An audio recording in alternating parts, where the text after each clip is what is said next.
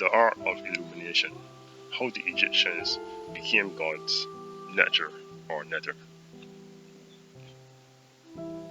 When one channels the serpent source or demon locked within the human body, the individual can become complete and their eyes open to see beyond the human realm. A small portion of this technique is still available in Kundalini awakening, yoga, or Holy Ghost conversions.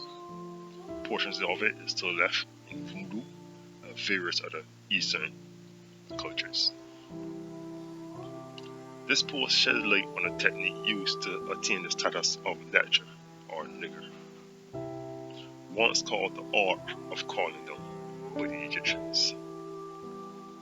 To activate this, the third eye, the individual death was usually required so that the watcher, fallen one, or demon could enter the individual to complete the process.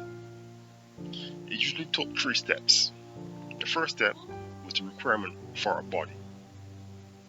The body will play the role of that of a shell, pharaoh, house, or vessel to contain the entity. This, of course, will not be hard to find, since the individual will be the body. Since the individual is made of dirt and breath, the individual is the vessel made to contain the spirit. This custom and tradition is carried on in many traditions and customs around the world. The second thing required was for the individual to be void of any connection to the Hebrew god Jehovah. Since Jehovah would have completed the first man in his original state, another art of illumination, which was used by the Hebrews, which is not used in today's society in the Christian world.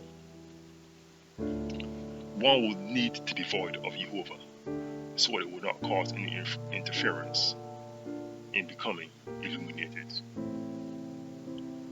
The third thing required is the Ankh, watcher, serpent, demon, or fallen one.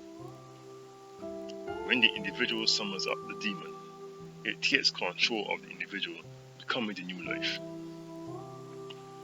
The spirit will be able to control the individual at any given point.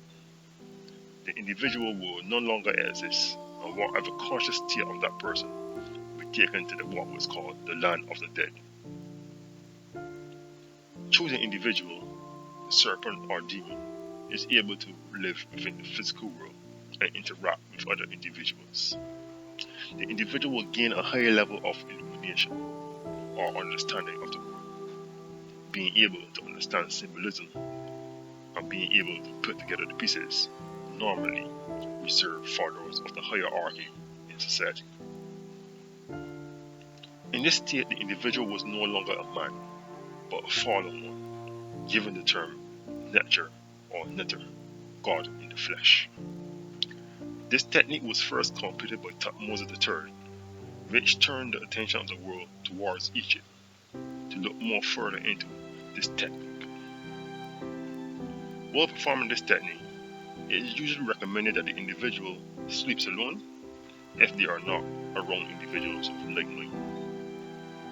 The presence of other individuals who may be connected to other entities such as Jehovah can be provocation to such entities, which will lead one to cause harm upon their own selves. As the individual continues to master the technique and begins to fear the entity less, it can be identified and will approach the individual using images of persons which the individual is familiar with, or represent individuals the person would have met sometime during their life.